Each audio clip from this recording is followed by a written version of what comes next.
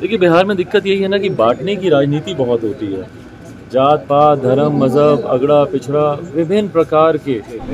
तो अगर किसी फ़र्क को मिटाना है, किसी भेद को मिटाना है, तो ये अमीरी गरीबी के फ़र्क को मिटाना है। बट कुछ लोग हैं जो इसमें जात पात के आधार पर लोगों को बांटते हैं और अपनी राजनीति करते हैं। एनडीए में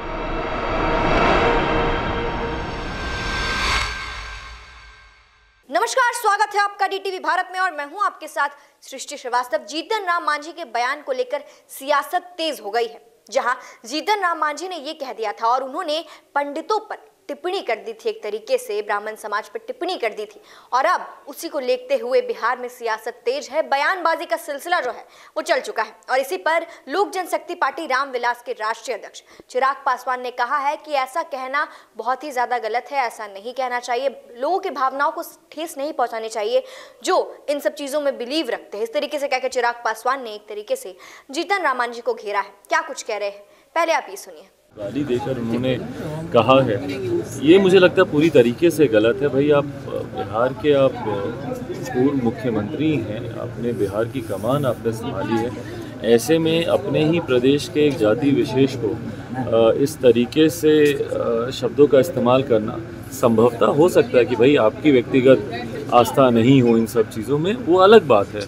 मुझे लगता है धर्म, पूजा पाठ ये पूरी तरीके से व्यक्तिगत आस्था का विषय है, आपकी संभवतः नहीं होगी। पर जिन लोगों की है उनकी आस्था को इस तरीके से ठेस पहुंचाना, पूजा के बारे में इस तरीके से कहना, या जो पूजा करवाते हैं उनके बारे में इस तरीके से गाली सूचक शब्दों का इस्तेमाल करना, मुझे लगता है ये गलत है। आखिर किस तरह का संदेश वो देना चाह रहे हैं, कैसी राजनीति चल रही है बिहार में?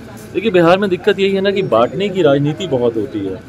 जात पात, धर्म, मज़हब, अगड़ा पिछड़ा, विभिन्न प्रकार के विभाजनों में बांटने की राजनीति होती है। मैं बार बार इस बात को कहता हूँ कि मैं 21वीं सदी का पढ़ा लिखा युवा हूँ। मेरे लिए अगर पूरे प्रदेश में कोई एक चीज़ है जिसमें लोग बटे हुए हैं, वो सिर्फ़ और सिर्फ अमीरी और गरीबी में।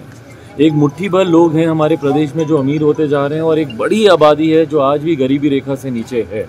तो अगर किसी फ़र्क को मिटाना है, किसी भेद को मिटाना है, तो ये अमीरी गरीबी के फ़र्क को मिटाना है। बट कुछ लोग हैं जो इसमें जात पात के आधार पर लोगों को बांटते हैं और अपनी राजनीति करते हैं। एनडीए में अंडरस्टैंडिंग की अगर बात करें तो सही नहीं दिख रही है। मांझी कह रहे हैं कि समय आया तो तख्ता पलट कर देंगे सरकार की। अब बताइए वो किसको धमकी दे रहे हैं? अगर वो ऐसा बोल रहे हैं कि तख्ता पलट कर देंगे, तो वो जिनके साथ सहयोगी हैं नीतीश कुमार जी को ही ना वो कह रहे हैं भाई।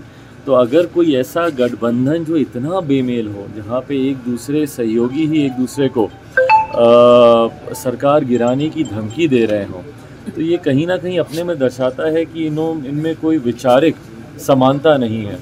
सिर्फ इनमें एक लालच की एक राजनीति से ये लोग बंधे हुए हैं और वो लालच है सिर्फ सत्ता का सुख पाना।